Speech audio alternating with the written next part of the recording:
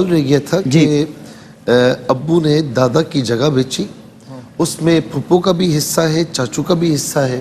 اچھا ان کو حصے دے دیے ہیں اور انہوں نے بینک میں پیسہ رکھوایا ہوا ہے، کہیں رکھا ہوا ہے پیسہ، پھر تو جس کی ملک میں ہے اس پر زکوٰۃ ہوگی اگر وہ نصاب تک پہنچتے ہیں. لیکن اگر سب کا حصہ مشترک ہی پڑا ہوا ہے، کسی کو بانٹا نہیں ہے، ایک جگہ پڑا ہوا ہے، تو بہرحال اس پر پھر زکوٰۃ نہیں ہوگی کیونکہ وہ کسی ابھی ظاہر کسی کی ملک میں نہیں گیا ہے.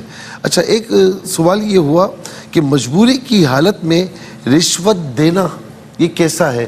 بعض اوقات ایبیلٹیز ہوتی ہیں، کوالٹیز ہوتی ہیں، سارے آپ نے اسباب پورے کیے ہوئے ہوتے ہیں، میرٹ پر آپ ہوتے ہیں، لیکن آگے جو شخص ہوتا ہے وہ کام نہیں ہونے دیتا، وہ کہتا ہے کہ اس کے بغیر کام نہیں ہوگا.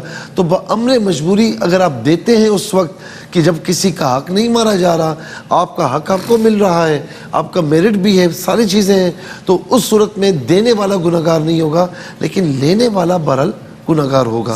ایک سوال یہ ہوا کہ جو آمنہ نے سیالکوٹ سے کہتے بار بار جو ہے وہ وضو کرتی ہے، وضو کی جگہ دور ہے. اچھا آج انہوں نے پھر فون کیا ہے اور کہا کہ میں کیسے وضو.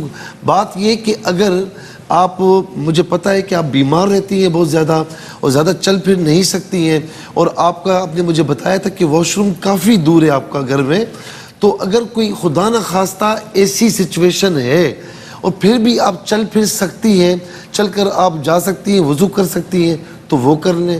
اچھا اگر خدا نخواستہ یہ نہیں کر سکتی تو کوئی ایسا بندہ ہو جو ایک برتن میں آپ کو پانی لا کر دے دے اور آپ کو وضو کروا دے.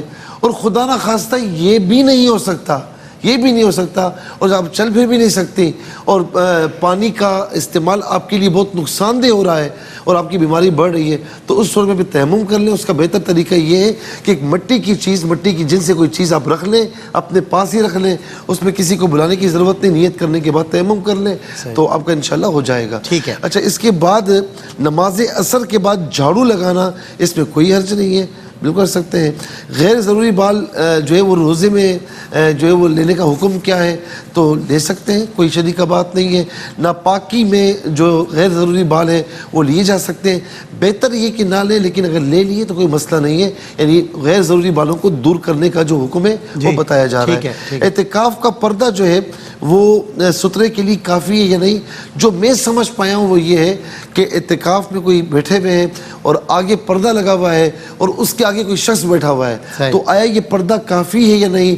اگر پردہ دبیس یعنی کپڑے کا ہے اور اتنا ہے اور ظاہر ہے کہ تو بڑا ہوتا ہے، تو سترے کے لیے یہ کافی ہے کہ ایک انگل موٹا ہو اور ایک ہاتھ لمبا، ایک ہاتھ سے مراد یہاں سے لے کر یہاں تک، اتنا سترے کے لیے کافی ہے. تو اگر پردہ اس طرح ہے تو سترے کے لیے کافی ہوگا.